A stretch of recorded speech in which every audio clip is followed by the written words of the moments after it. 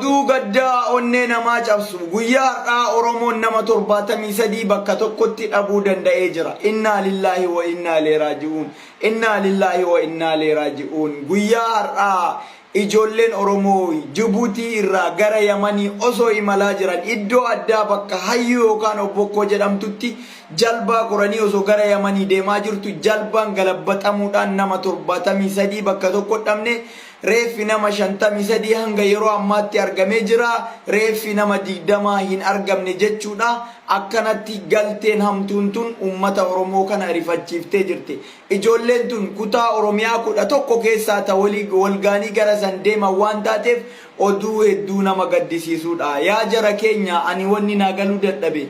Kakka ummata Oromoo kana addunyaa tanarraa miidhame hin jira. Biyya keessa akka miidhamu isa, biyya alaatti akka miidhamu isa, yoo karaa deemu ka miidhamu isa. Yaa jara keenya maaluman nu jira. Maaliif waliin galle rakkoonu akkanan nu qorti. Nuti ofiif waliin gallu.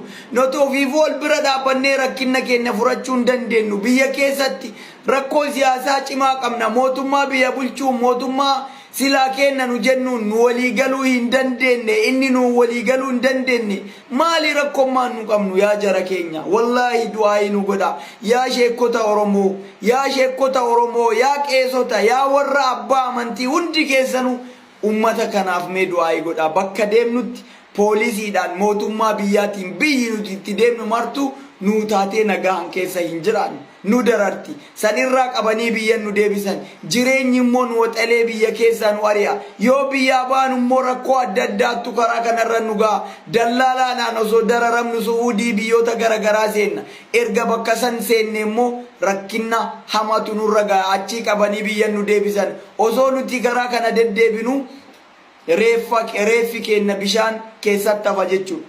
Inna lillahi wa inna ilaihi raji'un. Ya rabbi kiyya ani garuu hin beeku wallahi an akka nam tokkotti hedduu na dhagama hedduu natti ulfaata wanni sabni kun keessa jiru wanni rakkoon nama keenya deddeebi'ee nu mudatu kun an ummata biraa ka akkana dararamullee argeellee hin dhagayeellee hin beeku. Biyyittii hambaa nu dararti, biyyittii teenna nu dararti, mootummaan keenya nu darara, mootummaan biyya ormaa nu darara, nuti ofii keenya nu of dararra. Ammallee dabalataan dallaalaan nu darara rakkoon akkana nurra gahaa jira. Yaa saba wal bira dhaabbadha mee wal jaaladha ankanuman isiniin jedha. Assalaamu alaykum wa rahmatullahi. Gammachuun simatan maatiin hiriyaa kiyya muslimaa yeroo amma anaaf akka maatii dhugaa na horatanitti na waliin jiraannam qalkidaan osoo islaamummaa fudhatiin indura nabiyyi Muhammad arrabsaan ture. Ifama isaan gaafachuun barbaadamu amantaa islaamaafis muslimootas arrabsaan ture jibbaan ture garuu hamma ergan dhugaa argee dogoggora ta'uu hubadheera jettiin.